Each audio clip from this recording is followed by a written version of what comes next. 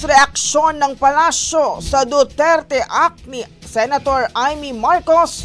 Good luck! Ayon, detalye nito, Brigada Maricar Sargan, ibrigada mo! Brigada Live Report! Good luck! Ito ang tugon ng palasyo sa inihaing President Rodrigo Duterte Act ni Senator Amy Marcos. Ayon sa explanatory note ng panukala, layunin nitong maiwasan ang mga kaso ng extraordinary rendition o puwersahang pag-turnover ng mga akusado sa mga dayuhang korte tulad ng kinakaharap na sitwasyon ni dating Pangulong Rodrigo Duterte sa International Criminal Court. Ang sino mang lalabag ay maaaring makulong ng hanggang 20 taon.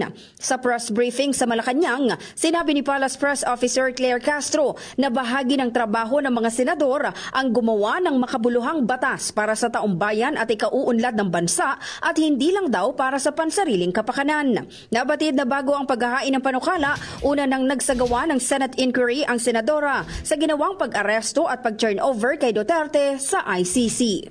In the heart of changing lives, ako si Brigada Maricar Sargan ng 105.1 Brigada News FM Manila, the Music and News Authority.